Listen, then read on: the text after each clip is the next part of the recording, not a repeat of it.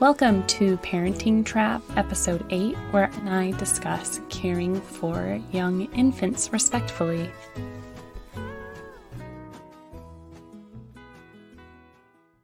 Welcome! Hi! It's just me today. We had a question come in on a comment.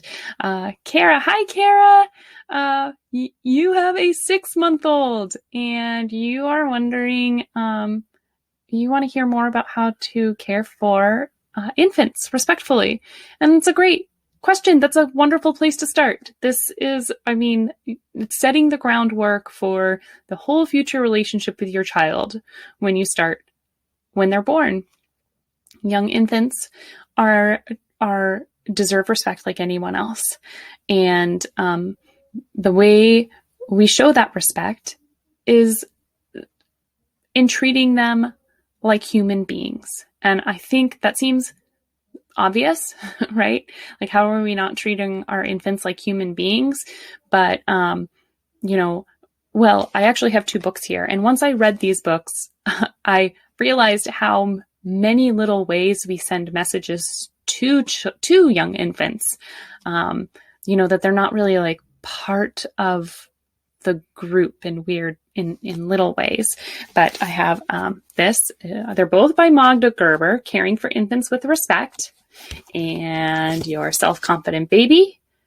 Both are great, wonderful books. Either one, if you have time to read, I would recommend reading either one of those. And Magda Gerber is the founder of RIE, which stands for Resources for Infant Educarers.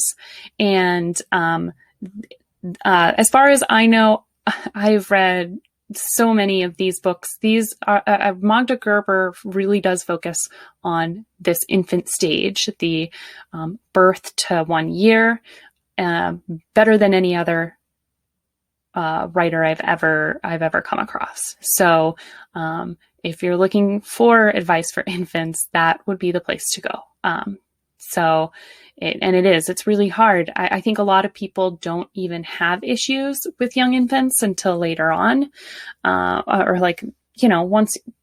Once you start reaching 1, 2, we had that episode about 2-year-olds. So, we start to see more challenging behaviors, and you don't see that in infants. So, in some ways it seems so simple, but, in reality, and don't get me wrong, I know infants are challenging to take care of. So I'm not trying to say that they're easy, but it can be really hard. And it can be, some of my hardest days have been taking care of my youngest infants when they were really young.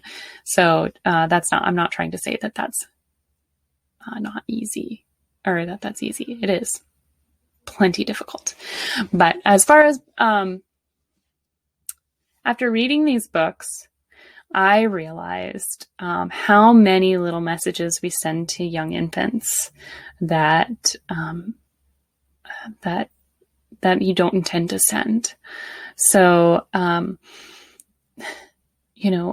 good advice I would give to parents with young infants is to watch your children, observe them, spend time noticing what they're interacting with and what they enjoy doing, things that frustrate them, the things that routinely pique their interest. From day one, children engage with their world. And granted, at day 1, they spend a lot of time in the world sleeping. Newborn infants sleep a lot. And I think people can assume that they're not very aware of their environment, but they are. So I recommend doing these things starting off day 1. Talk to your baby and slow way down. Whatever you think slow is, go slower. So if you are approaching an infant and you want to pick them up, you might say, hi, I'm going to pick you up now, and give them time to respond. And then you can slowly pick them up. And Also caregiving activities. This one's really big. So with caregiving activities, give them your full attention. Give infants your full attention. I know we can get kind of distracted easily, and we sometimes see these things as chores. Maybe you just want to get the diaper changed through, and be done with it. And, it's fine if we have places we need to be and we rush at times, but these are opportunities with your infant to really connect with them when you're changing diapers, getting them dressed, feeding. You're moving them, you're physically moving your child, you are doing something to them. And I think they'd always deserve to hear what's happening to their bodies. What's going to happen next is the big thing, giving them warning when it's about to happen, and talking them through it and asking for their help. Invite your child, your infant, to help when you can, and you can you will see that they start to help sooner than you might imagine. I remember my first child, I would always talk through a diaper change really carefully every step of the way. I'm going to take off, I'm going to unbutton your onesie. I'm taking off your dirty diaper. And I would just mindfully say what I was about to do and do it. I'm going to do this now. And then I would do the next thing. And I think this is my oldest now, but when he was an infant, when he was just a few weeks old, I started to notice responses. So one thing I'd always do was with the clean diaper, I would say, "Oh, can you help straighten your legs?" I'd invite him to help. I might say, "Oh, looks like you're having trouble," and I'd help straighten his legs so I could fasten the sides. And one day I said, "Oh, can you help straighten your legs?" And he just shot out those little legs and held them so straight. And it was just so amazing to see him respond and acknowledge. One, he understood what I was asking. He knew what was going to happen. And it was just, it happened sooner than I think even I was expecting. So yeah, I think I said he was about 3 or 4 weeks old when that happened first. And, if we don't give our children these chances and opportunities to respond, then, we miss what they are understanding. When you talk to your baby, it can feel strange at first because they don't respond the way an adult would. They don't talk back, and especially newborns. They might not really understand what we're saying all the time when they're so young, but they do start to understand. And we won't know when that point is unless we do speak to them and we give them opportunities for them to show us that they are listening. And that's we do that with infants all the time. We kind of sweep them through our day. And I know I do that a lot. With my 2-year-old and now my 7-month-old, we get really kind of like, distracted through our day. I often end up kind of quickly moving through what I need to move through with my infant because I might have my 2-year-old screaming at the door or whatever it is. So I rush at times, and that's fine too. We're human and we make mistakes. And not even that, it's not even mistakes because that's just part of the day. That's part of being a parent, and part of a family is everyone has different needs at different times. So I'm not, I don't necessarily think I'm, you can't necessarily do all of these things all of the time, but certainly giving it time, especially when you can, and most of the time is really important.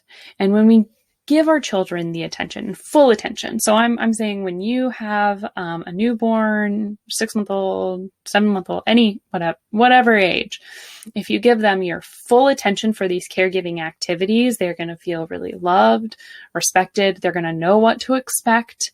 So you might see less struggle from them, and also respect their desires. So as an infant, it maybe is laying on the floor and you need to change their diaper. You wait for an opportunity, an opening. Don't interrupt them.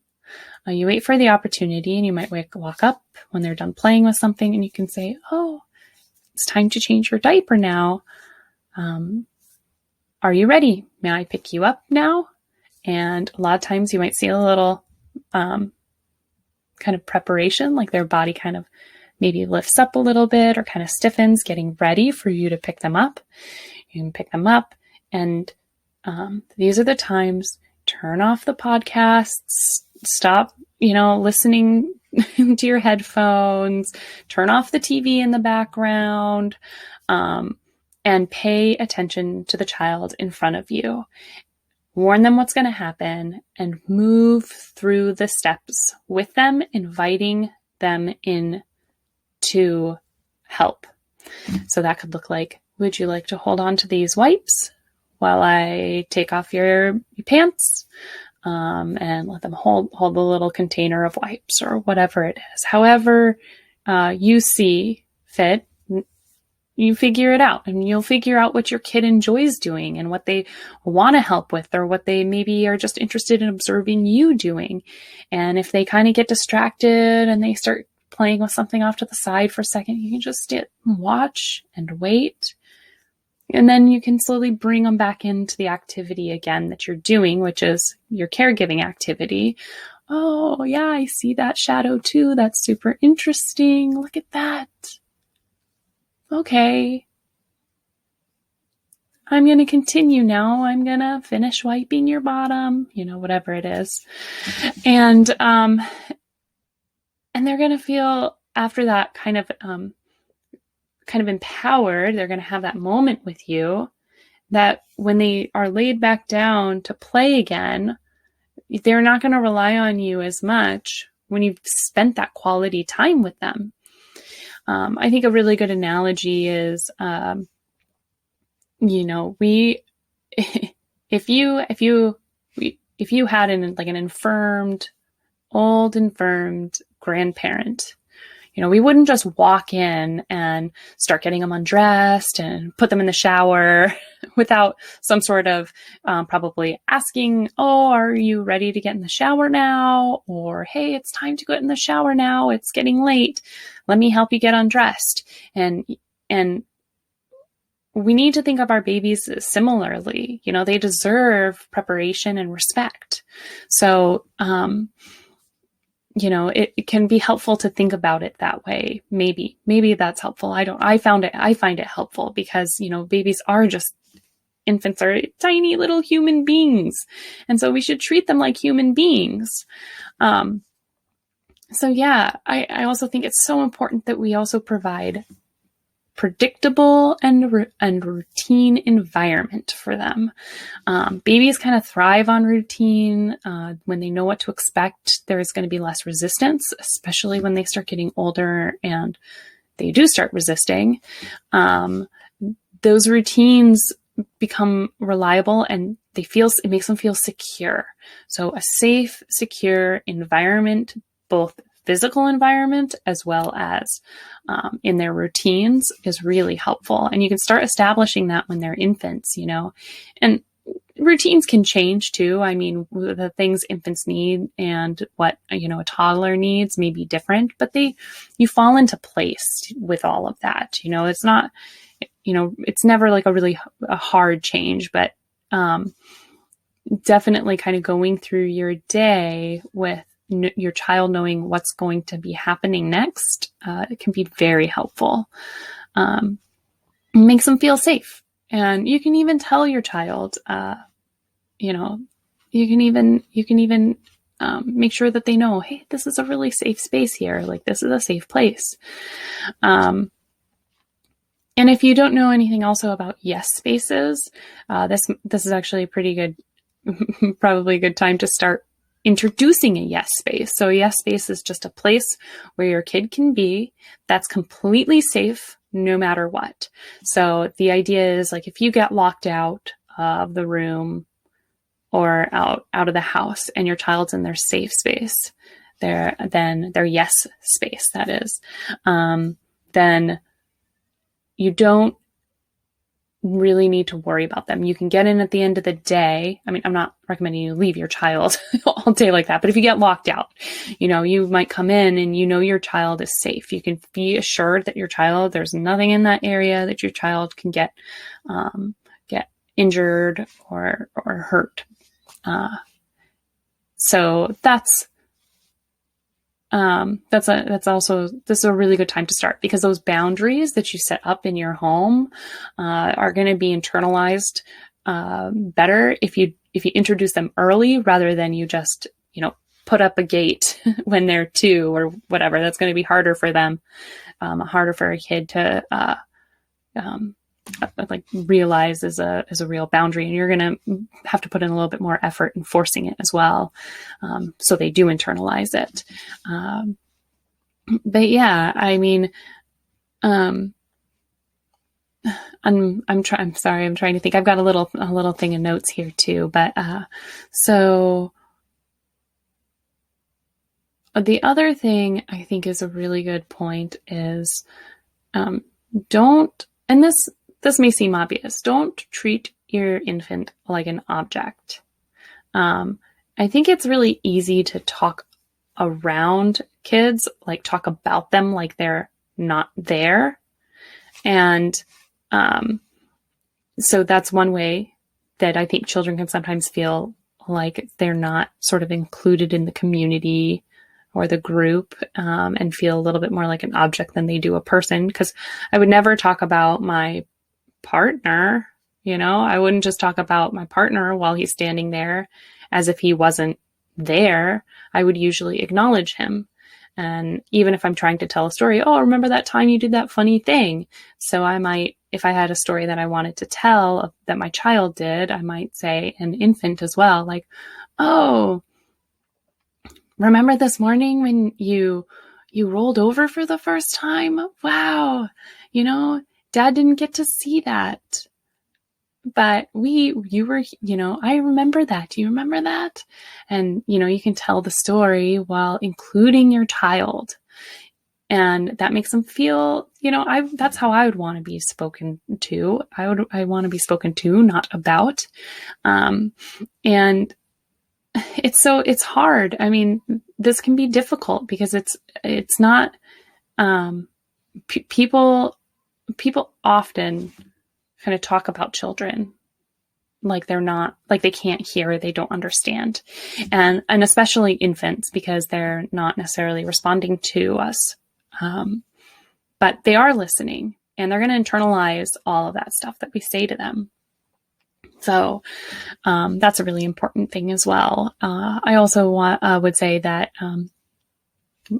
saying, like, if your kids, let's say you're holding your infant and there's a loud noise and they get really startled, maybe they start crying. I see a lot of parents do the like, oh, it's okay. Shh, it's okay. It's okay. It's okay. And that can really feel like you're dismissing their concerns. So I would really advise against doing that. And we talk a lot about that in the last episode. But it's important here too, with even our youngest infants, is acknowledging them, acknowledging their concerns. So you can, and I would instead say something like, oh, you heard that loud sound. I heard it too. If you knew what it was, that was a car driving by quickly, or whatever. That was a car driving by quickly. That must have really frightened you. You're safe. I'm going to keep you safe.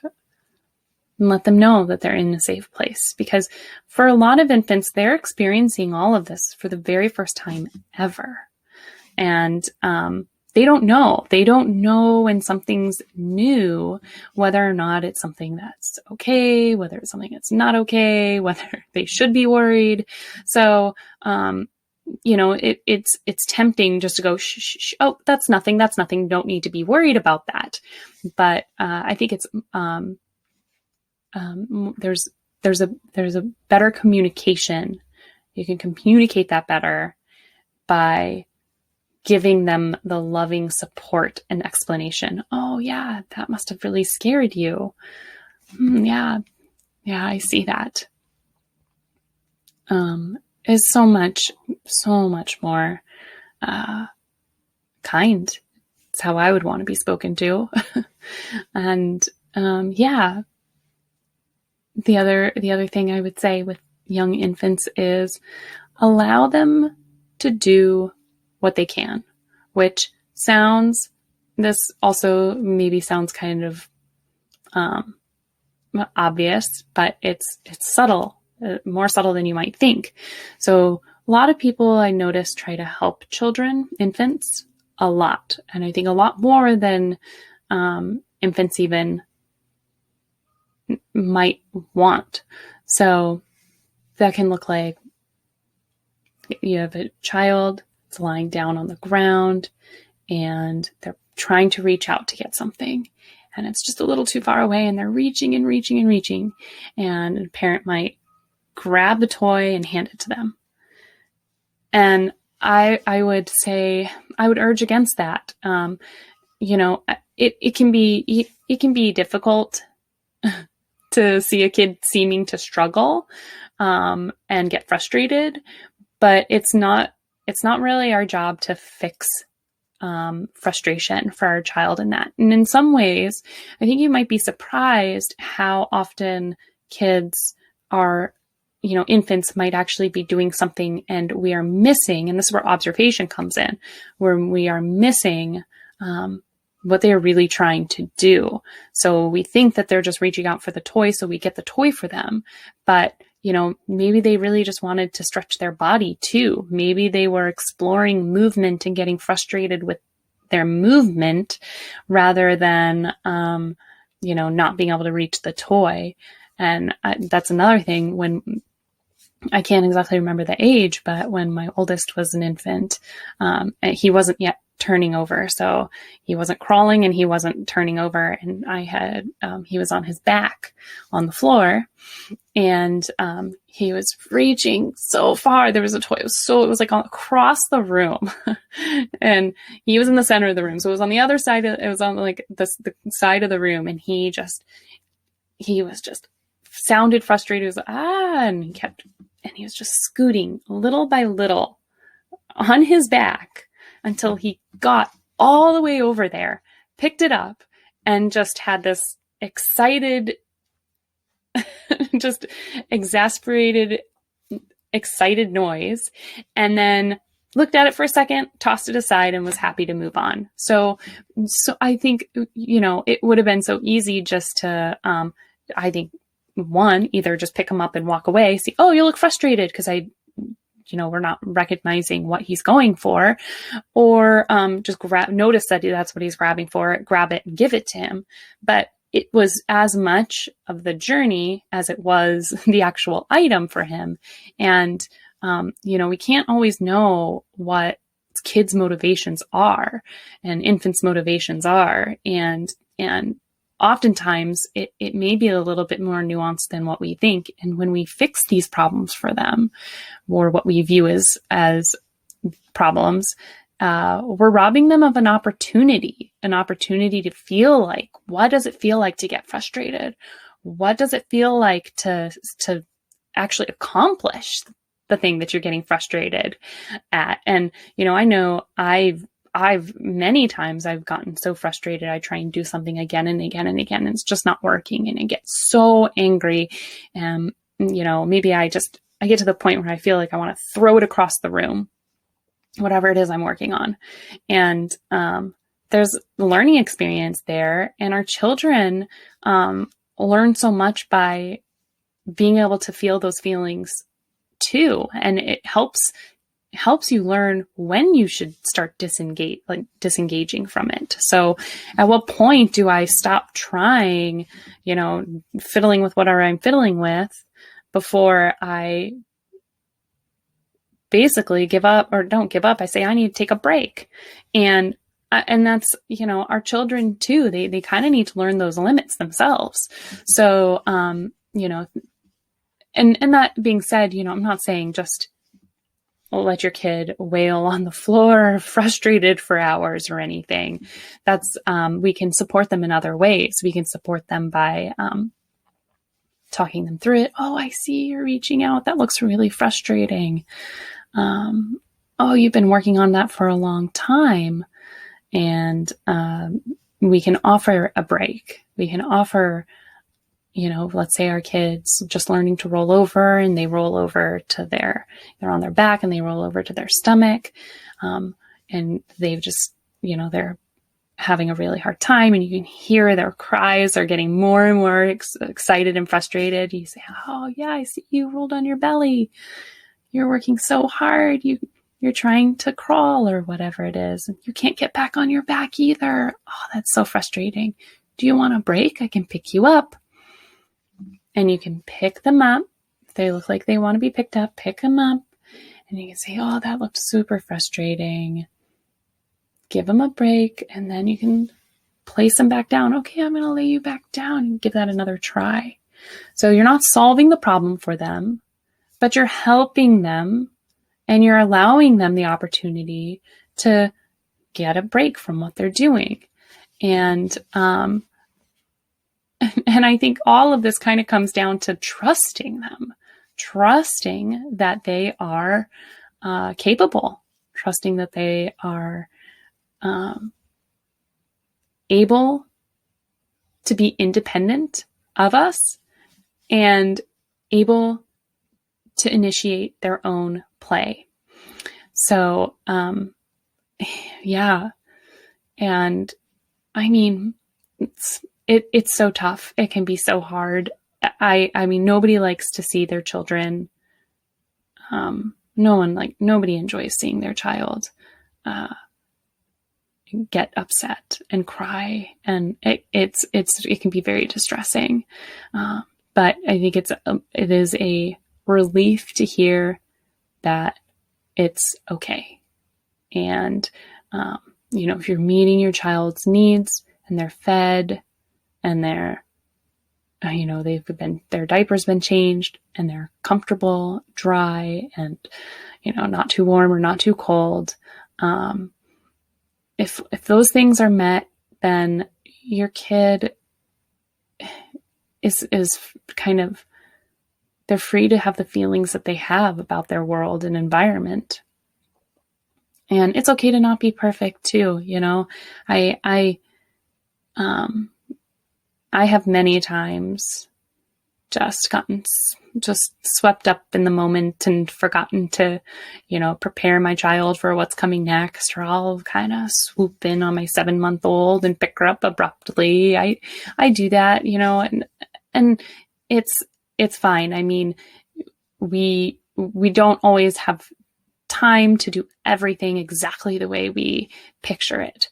But for the most part, it's about the majority of interactions, making them feel like they're welcome, making them feel like they're whole human beings, and that they're a part of the family, not just something that's there. They're a part of the family. They're a part of the group. They are included in everything. So, yeah.